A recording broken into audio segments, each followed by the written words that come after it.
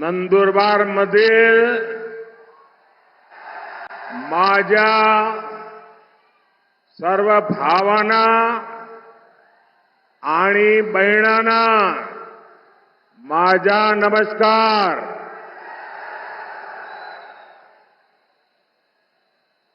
मैं देव मोगरा माता की धरती को नमन करता हूं. मैं महान आदिवासी सेनानी राघोजी भांगरे को श्रद्धापूर्वक प्रणाम करता हूं. हम सबको प्रेरणा देने वाले जननायक कृष्णाजीराव साबले, महात्मा ज्योतिबा फुले, सावित्रीबाई फुले, उनको भी आदरपूर्वक स्मरण करते हुए प्रणाम करता हूं. साथियों, आज अक्षय तृतीया आखा तीज का शुभ पर्व है. मैं सभी देशवासियों को और खास करके मेरे किसान भाई बहनों को अक्षय तृतीया की बधाई देता हूं. आज भगवान परशुराम की जयंती भी है. मैं सभी देशवासियों को इस शुभ दिन की भी शुभकामनाएं देता हूं. और अक्षय तृतीया हो और इतने सारे लोग आशीर्वाद देने के लिए आए हो. अक्षय तृतीया के जो आशीर्वाद मिलता है ना, वो भी अक्षय होता है. आज जितनी विशाल संख्या में आपका ये आशीर्वाद ये पक्का कर रहे हैं, पुनः एकदा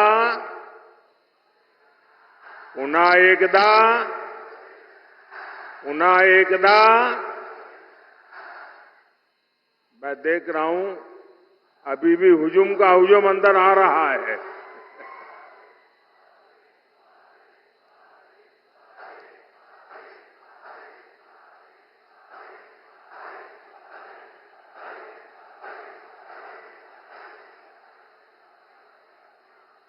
साथियों,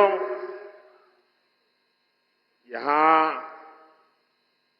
नंदुरबार और गुजरात के बीच कोई दूरी नहीं है. और पहले भी मेरा खूब यहां आना जाना होता था. और नंदुरबार आए और चौधरी की चाय न पिए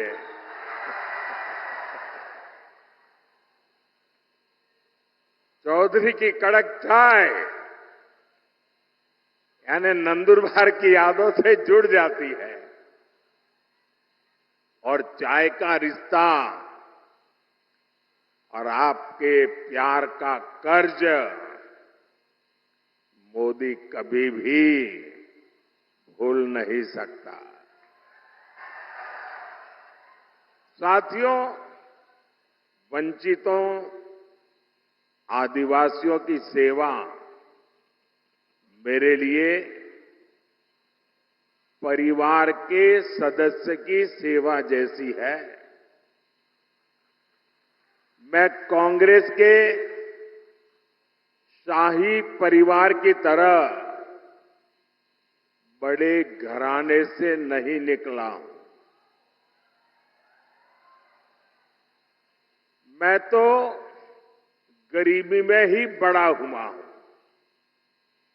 मुझे पता है यहां आपने कितनी तकलीफ उठाई है. हमारे आदिवासी भाई बहन यहां काफी ऊंचाई पर भी रहते हैं. पानी के लिए कैसे आपको उतरकर नीचे आना पड़ता था, तब पानी मिलता था, ये माताएं बहनों को सबको मालूम है। आपके जीवन में भी मुश्किलों का पहाड़ था। कितने ही आदिवासी परिवारों के पास पक्का घर नहीं था। आजादी के 60 साल बाद भी गांवों में बिजली नहीं पहुंची थी और इसलिए मोदी ने संकल्प लिया था, हर गरीब को घर, हर आदिवासी को घर, हर आदिवासी के घर में पानी, हर परिवार को पानी की सुविधा। दूर सुदूर जंगलों में भी गांव क्यों न हो, हर गांव में बिजली। साथियों, हमने नंदुरबार के करीब 1.25 लाख, देखिए आजादी के 70 साल के बाद मैं कह रहा हूं, करीब 1.25 लाख गरीबों को हमने पीएम आवास पक्का घर दिया सिर्फ नंदुरबार में। और मेरा एक काम है, मैं करोगे आप लोग? मेरा एक काम करोगे? ये मेरा दिली काम है, करोगे? माताएं बहनें करेगी? ये जो पीछे लोग खड़े हैं वो करेंगे? हाथ ऊपर करके बताओ, करेंगे तो मैं बताऊं करेंगे। अच्छा, मेरा एक काम करना, इन दिनों आप चुनाव के लिए जब भी गांव में जाए, मोहल्ले में जाए, और अगर आपके ध्यान में आए कि भाई ये 2 परिवार है, उनको अभी गैस का कनेक्शन नहीं मिला है, ये 2 परिवार रह गए हैं, उनको नल से जल नहीं मिला है, अभी 4 परिवार रह गए हैं, वो तो अभी कच्ची झोपड़ी में रहते हैं, उनको पक्का घर नहीं मिला है, आप उनका नाम पता लिख लीजिए और मुझे भेज दीजिए।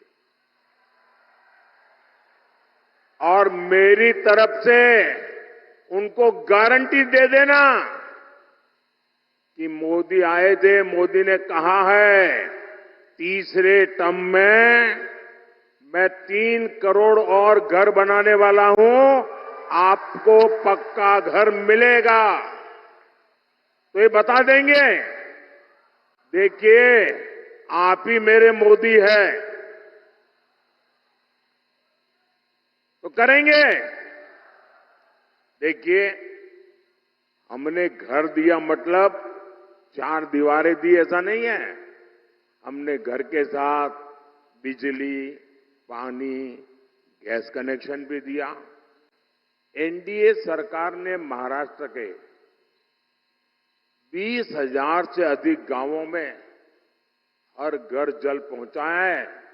मैं शिंदे जी, देवेंद्र जी को बधाई देता हूं, आपने मेरे हाथ मजबूत कर दिए। इसमें नंदुरबार के 111 गांव जो कठिन एरिया था वो भी शामिल है। और अभी तो ये ट्रेलर है,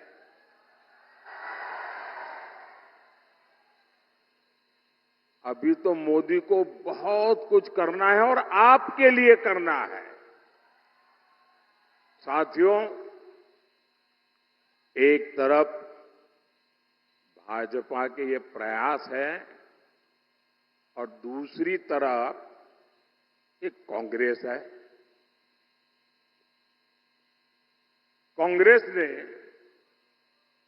आदिवासी भाई बहनों की कभी परवाह नहीं की। आदिवासी इलाकों में सिकल सेल एनीमिया एक बड़ा खतरा रहा है, लेकिन कांग्रेस ने इस बीमारी की तरफ उतना ध्यान ही नहीं दिया। ये बीजेपी है जिसने सिकल सेल एनीमिया को जड़ से खत्म करने के लिए अभियान चलाया है। और मेरी माताएं, बहनें, नौजवान, ये जो सिकल सेल एनीमिया के लिए मैं काम कर रहा हूं ना, वो चुनाव के लिए नहीं कर रहा हूं। आने वाली आपकी अनेकों पीढ़ियों के लिए मैं लगा हुआ हूं, ताकि उनको वो ऐसी बीमारी ना आए। कोई गरीब कुपोषण का शिकार ना हो, हमने इसकी भी चिंता की।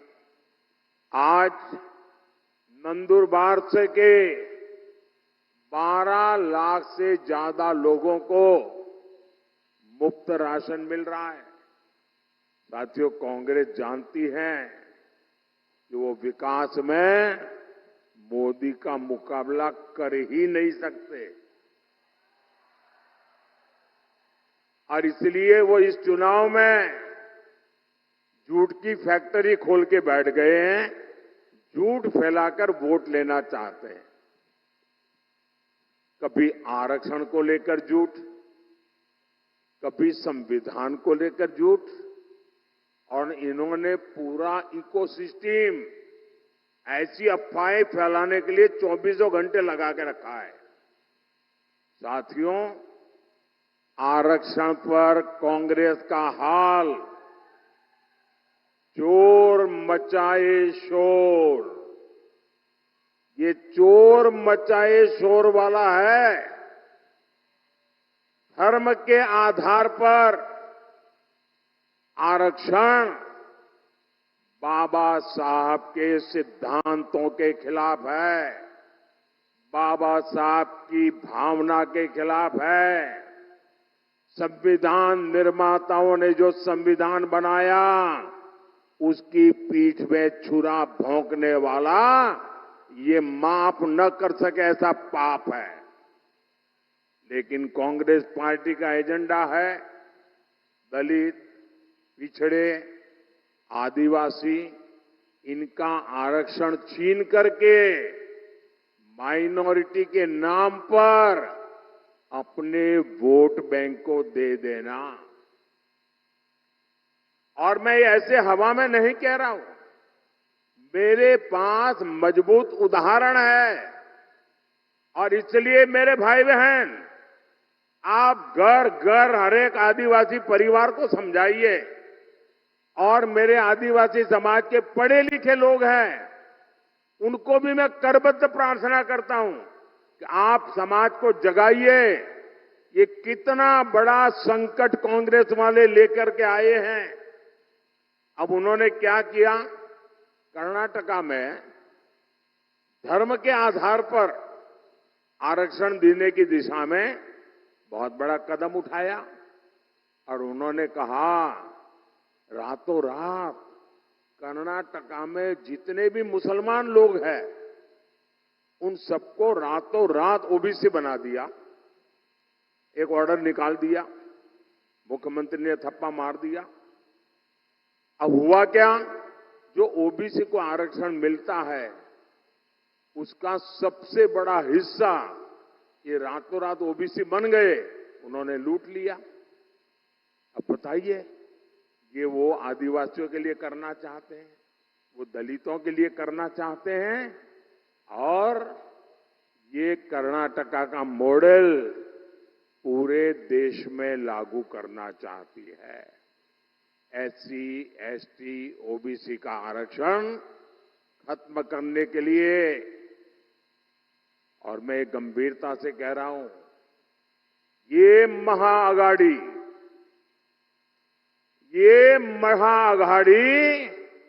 आरक्षण का महापक्षण का महाअभियान चला रही है। वहीं एससी, एसटी, ओबीसी का आरक्षण बचाने के लिए मोदी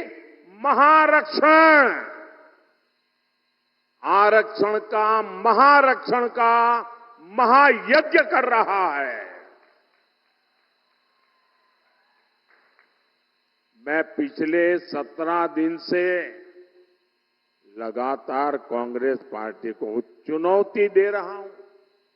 मैं कांग्रेस से पूछा कि वो लिख कर दें कि वो एससी, एसटी, ओबीसी का आरक्षण उसके टुकड़े करके एक टुकड़ा मुसलमान को नहीं बांटेंगी।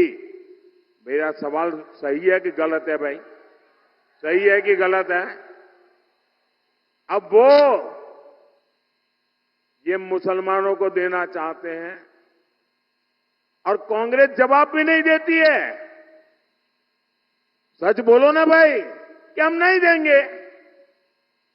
इसका मतलब ये इनका हिडन एजेंडा है, आपका हक लूटने का खेल है भाई। मेरे इस चैलेंज पर कांग्रेस की चुप्पी थी, यानी दाल में काला है। ये चाहे जितनी भी कोशिश कर लें, देश विरोधी ताकतों के साथ मिलकर कितना ही झूठ फैला ले, आपके पास मोदी का भरोसा है। आपके पास मोदी की गारंटी है। और आप लिख के रखिए, मोदी जब तक जिंदा है,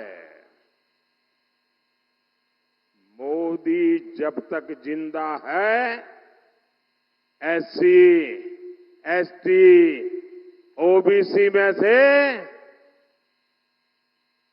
आरक्षण का रत्ती भर भी हिस्सा मैं किसी भी धर्म के आधार पर नहीं देने दूंगा।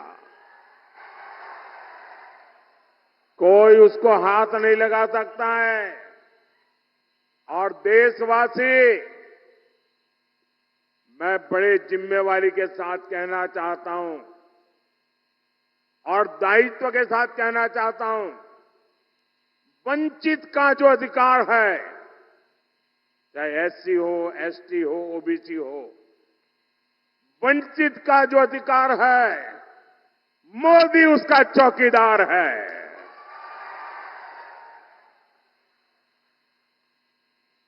मोदी की चौकीदार में जब मोदी जैसा चौकीदार हो, किसने अपनी मां का दूध पिया है जो आपका हक छीन सकता है?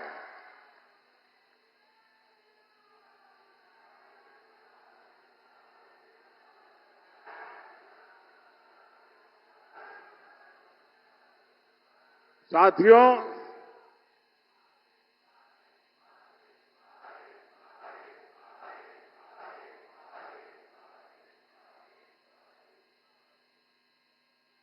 साथियों, हम तो माता शबरी की पूजा करने वाले लोग हैं,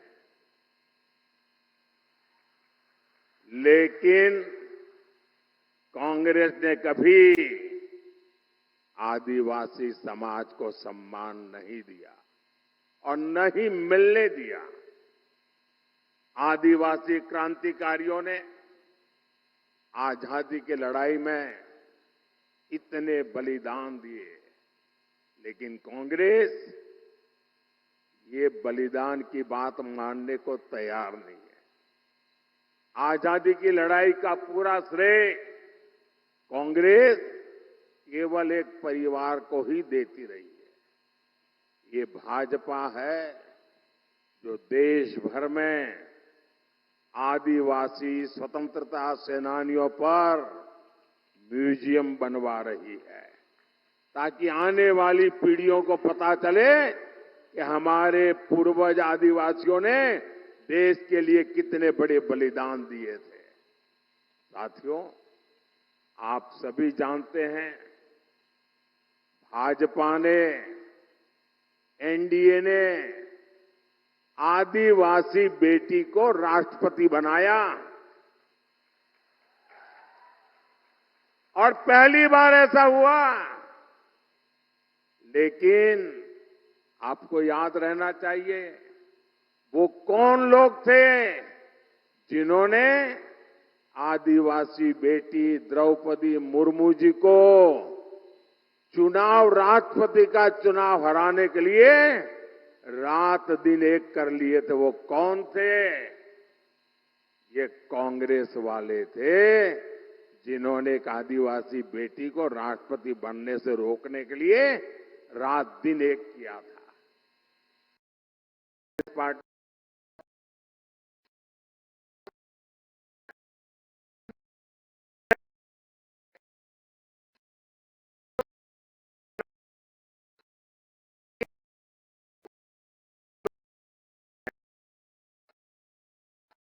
कांग्रेस के शाहजादे के एक गुरु अमेरिका में रहते हैं। उन्होंने भारत के लोगों पर रंग भेदी टिप्पणी की है। रंग के आधार पर भेद, ऐसा गंभीर आरोप लगाया है। अरे जिनका रंग भगवान कृष्ण जैसा होता है, कांग्रेस उन्हें अफ्रीकन मानती है। और इसलिए द्रौपदी मुर्मू जी राष्ट्रपति बने, उन्हें ये मंजूर ही नहीं था। आप लोग बताइए, यहां जो भगवान कृष्ण के रंग वाले हैं, क्या वो सब अफ्रीकन है क्या? क्या ये अपमान है कि नहीं है? क्या आदिवासी समाज का अपमान, इसका बदला लेने के लिए ये रंगी की बातें कर रहे हो? साथियों, कांग्रेस पार्टी का एजेंडा कितना खतरनाक है, ये शहजादे के गुरु ने इसका भी खुलासा किया है। ये शहजादे के गुरु ने अमेरिका से कहा है कि राम मंदिर का निर्माण और रामनवमी का उत्सव ये आइडिया ऑफ इंडिया के खिलाफ है, भारत के विचार के खिलाफ है। उन्होंने यहां तक कह दिया, मोदी मंदिर जाता है, वो भी उनके पेट में चूहे दौड़ने लग जाते हैं। कांग्रेस, मेरा मंदिर जाना भी भारत विरोधी है। बताइए भाई, क्या मंदिर जाना ये देशद्रोह है क्या? जरा आप बताइए, देशद्रोह है क्या? क्या ये भारत विरोधी काम है क्या? आप कल्पना कर सकते हैं? आप कांग्रेस की मानसिकता देखिए। ये राम के देश में राम मंदिर को देश विरोधी बता रहे हैं। ये तुष्टीकरण के लिए सरकारी इफ्तारी करने वाले लोग, ये आतंकवादियों की कब्रों को संवारने वाले लोग, ये हम सबके प्रभु राम और जिनका राम मंदिर, जहां हम जाते हैं, उस राम मंदिर जाने को देश विरोधी बता रहे हैं। मेरे भाई बहन, हम तो माता सबरी के पुजारी हैं। ये इंडी गठबंधन हमला, ये मोदी पर नहीं, 140 करोड़ देशवासियों की आस्था पर है। ये हमला आप पर है, ये मेरे देश के आदिवासियों पर हमला है। कांग्रेस पार्टी देश से हिंदू आस्था को मिटाने का षड्यंत्र कर रही है।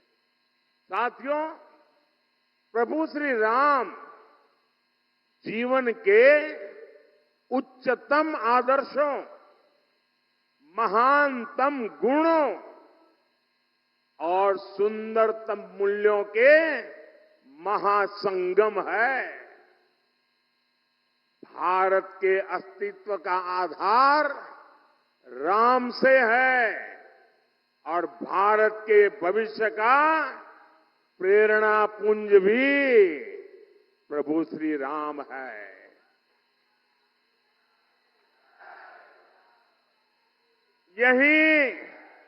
यही महाराष्ट्र की धरती पर ये संत आवाज उठी थी, विश्वाचा विश्राम रे, स्वामी माजा राम रे। अर्थात मेरे राम तो पूरे विश्व के विश्राम है, आश्रय है। ऐसे प्रभु राम को कांग्रेस पार्टी वाले आइडिया ऑफ इंडिया के खिलाफ मानती है। भगवान श्री राम की सीख है, परहित सरीस, धर्म नहीं भाई, पर पीड़ा सम नहीं अधमाई। अर्थात दूसरों की सेवा से, परोपकार से बढ़कर कोई धर्म नहीं है और किसी को पीड़ा देना ही सबसे बड़ा पाप है। ऐसे प्रभु राम को शहजादे, उनके गुरु और Congress party India idea of India के खिलाफ मानती है। हमारे राम कहते हैं, कोमल चित दिनह पर दाया, मन वच क्रम ममा भगति अमाया। अर्थात जो दीन दुखियों की पीड़ा को जानता है, महसूस करता है, वही मेरा भक्त है। ऐसे प्रभु राम को कांग्रेस आइडिया ऑफ इंडिया के खिलाफ मानती है और ये भगवान राम की ही शिक्षा है। धर्मुनु दुसुर, धर्मो न दुसर, सत्य समाना, आगम निगम पुराण बखाना। अर्थात सत्य से बढ़कर कोई धर्म नहीं है। ऐसे प्रभु राम को कांग्रेस आइडिया ऑफ इंडिया के खिलाफ मानती है। ये राम ही है, ये राम ही है जो सभी दीन दुखियों को, वंचितों को गले लगाकर अपने पास बैठाते हैं। सहज सहज स्नेह विवश रघुराई, सहज स्नेह विवश रघुराई, पूछी कुशल निकट बैठाई। ऐसे प्रभु राम को कांग्रेस आइडिया ऑफ इंडिया के खिलाफ मानती है। हमारे राम जनजातीय समाज से कैसे मिलते हैं? हमारे राम जनजातीय समाज को मिलते हैं, पूर्जन करी जो हारूगर आए। अर्थात राम आदिवासियों का, उनकी संस्कृति का सम्मान करते हैं, उनसे जोहार करके मिलते हैं। ऐसे प्रभु राम को कांग्रेस आइडिया ऑफ इंडिया के खिलाफ मानती है। हमारे प्रभु श्री राम ने हमें सिखाया है, और ये जो लोग देश छोड़ करके भाग गए हैं, वो जरा कान खोल के सुन ले। हमारे प्रभु राम ने सिखाया है, अपि स्वर्णमयी लंका न में लक्ष्मण रोचते, जननी जन्म भूमिश्च स्वर्गादपि गरीयसी। अर्थात हमारी मातृभूमि स्वर्ग से भी बढ़कर है, यानी राष्ट्र प्रथम, नेशन फर्स्ट। ऐसे प्रभु राम को कांग्रेस आइडिया ऑफ इंडिया के खिलाफ मानती है। साथियों, ये लोग इतने अहंकार से भरे हुए हैं कि गरीब इनके लिए कोई मायने नहीं रखता। ये लोग सत्ता में रहते हैं तो गरीब को दुत्कारते हैं, उसे तरसा तरसा कर रखते हैं। आज एक गरीब का बेटा आपका सेवक बनकर के प्रधानमंत्री पद से ये जब काम कर रहा है तो एक गरीब विरोधी मानसिकता वाले, शाही परिवार की मानसिकता वाले इसे बर्दाश्त नहीं कर पा रहे हैं। और ये नकली शिवसेना वालों की गरीब से कितनी नफरत है, ये इन्होंने फिर बताया है। ये नकली शिवसेना वाले मुझे जिंदा गाड़ने की बात कर रहे हैं। एक तरफ कांग्रेस है जो कहती है मोदी तेरी कब्र खुद देगी, और दूसरी तरफ ये नकली शिवसेना है जो मुझे जिंदा गाड़ने की बात करती है। और मुझे गाली देते हुए भी ये लोग तुष्टीकरण का पूरा ध्यान रखते हैं। मोदी की कब्र खुदेगी, मोदी को जिंदा गाड़ देंगे, और इसमें भी अपने वोट बैंक को पसंद आए वही गाली दागोगे क्या?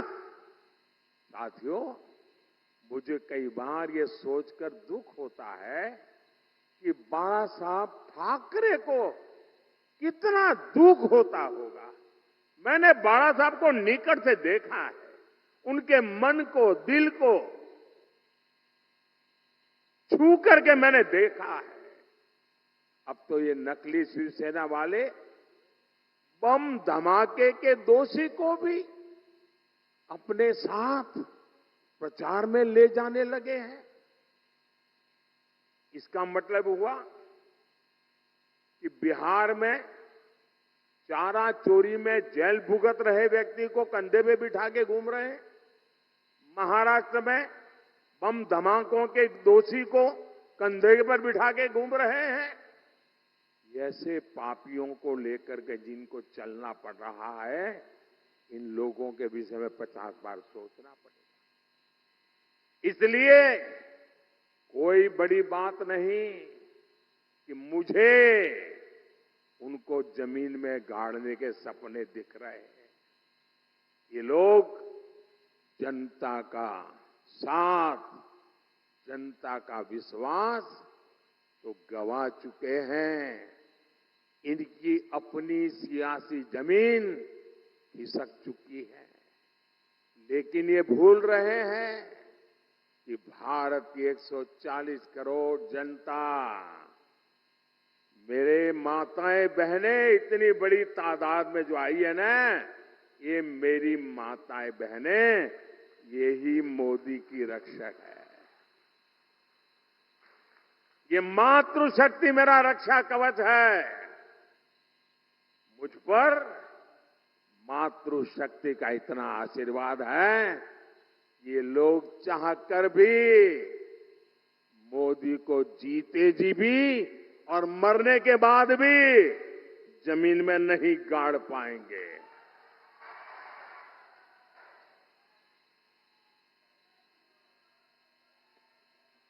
साथियों, महाराष्ट्र के एक दिग्गज नेता 40-50 साल से वो ऐसे ही कुकरी मारते रहते हैं।